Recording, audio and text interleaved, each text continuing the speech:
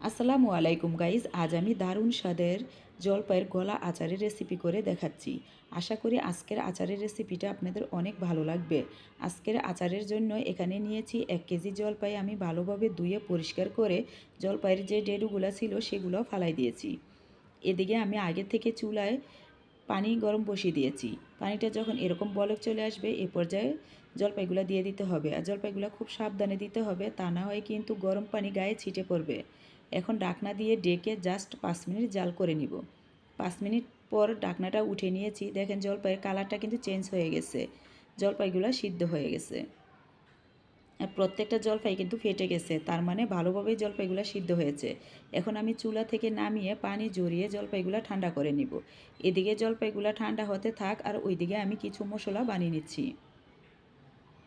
নিয়ে নিচ্ছি 6-7 কোয়া রসুন, নিচ্ছি 6-7টা শুকনো মরিচ, 1 টেবিল চামচ পাঁচফোড়ন, 1 টেবিল চামচ সরষা। আমি এখানে 2 রকমের সরষা নিয়েছি। এখন এই মশলাগুলো ব্লেন্ডারে পেস্ট করে নিব। তার জন্য কিন্তু কোনো পানি ব্যবহার করা যাবে না। এখানে আমি নিয়েছি 1/3 কাপ সাদা সিরকা। এই সিরকাটা দিয়ে আমি ভালোভাবে ব্লেন্ডারে এই মশলাগুলো পেস্ট করে নিব। এদিকে আমি আরেকটা শুকনো মশলা গুঁড়া করে নিব। তার জন্য নিয়ে নিচ্ছি 1/2 টেবিল চামচ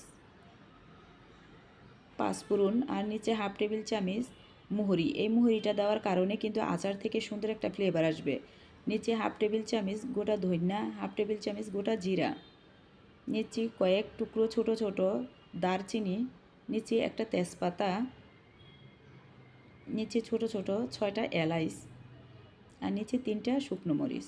এখন আমি এই মশলাগুলো শুকনো খোলায় একদম লো আছে ভেজে তারপর ব্লেন্ডারে গুঁড়া করে নিব।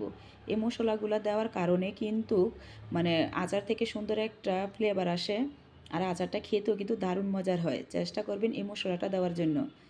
দেখেন মশলাটা গুঁড়া করে নিয়েছি আর যে মশলাটা পেস্ট করে নেওয়ার সেটাও কিন্তু করে নিয়েছি। এখন এই মশলাটা এক সাইডে রেখে যেই জলপাইগুলো আমি সিদ্ধ করে নিয়েছিলাম সেগুলো কিন্তু ঠান্ডা হয়ে গেছে। এখন আমি হাত দিয়ে এভাবে চেপে চেপে প্রত্যেকটা জলপাই ভেঙে নিব। হালকা একটু ভেঙে নিলেই হবে। তো দেখেন আমি সব কটা জলপাই কিন্তু এইভাবে ভেঙে নিয়েছি। এখন আমি চলে যাচ্ছি আচারের মূল রেসিপিতে। এদিকে চুলায় একটা প্যান বসিয়ে দিয়ে দিচ্ছি 1 কাপ সরষের তেল। 1 কাপ দিয়ে আমি আরও এতটুক তেল আমি দিয়ে দিচ্ছি। আপনারা চাইলে কিন্তু এখানে 2 কাপ তেলও দিতে পারেন, কিন্তু আমার কাছে বেশি তেল এই আচারে ভালো লাগে না, তাই আমি এতটুক দিয়ে দিয়েছি। এখন তেলের ভিতরে দিয়ে দিচ্ছি 10-12টা শুকনো মরিচ আর 3-4টা তেজপাতা, 1 টেবিল চামচ পাঁচফোড়ন। এখন এই মশলাটা তেলের সাথে কিছুক্ষণ নেড়ে ভেজে নিচ্ছি। যখন মশলা থেকে সুন্দর একটা ফ্লেভার আসবে এ পর্যায়ে দিয়ে দিচ্ছি 2 টেবিল চামচ আদা রসুনের পেস্ট। আদা রসুনটা তেলের সাথে একটু নেড়ে নিচ্ছি। এ পর্যায়ে দিয়ে দিচ্ছি যে মশলাটা আমি ওই যে ভিনেগার দিয়ে ব্লেন্ডারে পেস্ট করে রেখেছিলাম সেই মশলাটাও দিয়ে দিচ্ছি। তো মশলাটা দিয়ে এখন তেলের সাথে এই মশলাটাও কিছুক্ষণ ভেজে নিব।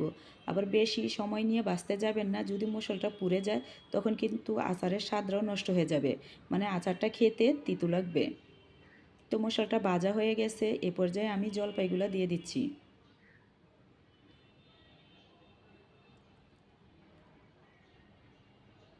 জলপাইগুলো দিয়ে এখন তেল আর মশলার সাথে প্রায় 10-15 মিনিটের মতো সময় নিয়ে এগুলাকে তেলের সাথে ভেজে নিতে হবে।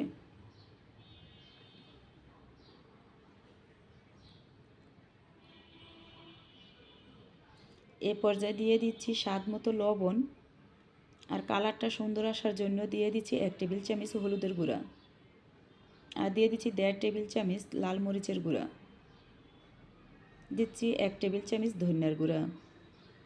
এখন এই মশলাগুলো দিয়ে একবার 10-15 মিনিট সময় নিয়ে জলপাইগুলো একদম ভাজা ভাজা করে নিতে হবে।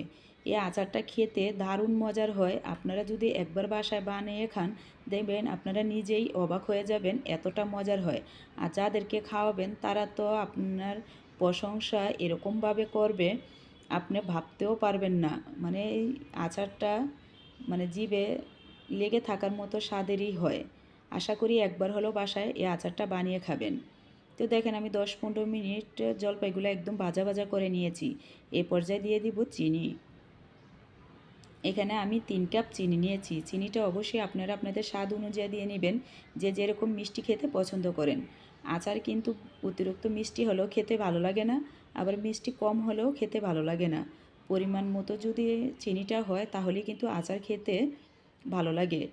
দরকার হয় আপনারা অল্প অল্প করে দিবেন, আর স্বাদ অনুযায়ী মানে অল্প অল্প করে চিনিটা দিয়ে নেবেন, তাহলে কিন্তু মানে চিনির মিষ্টিটা ঠিকমতো রাখতে পারবেন। বেশি হবে না, কমও হবে না। এখন চিনিটা যত মানে জাল করে নেবেন, মানে চিনিটা যত গলবে ততই কিন্তু আচারের কালারটা চেঞ্জ হতে থাকবে। আমি কিন্তু আচারটা লাল করে নিব না, মানে আচারের কালারটা আমি এরকম সবুজই রাখবো। আপনারা যদি একদম লাল কালার করতে চান তাহলে কিন্তু আরও মানে 10-15 মিনিট সময় নিয়ে জাল করে নেবেন, তাহলেই কিন্তু আচারের কালারটা লাল হবে। আমি তেমন বেশি সময় নিয়ে জাল করব না। এই তো দেখেন আচারের কালারটা কিন্তু অনেকটাই চেঞ্জ হয়ে গেছে।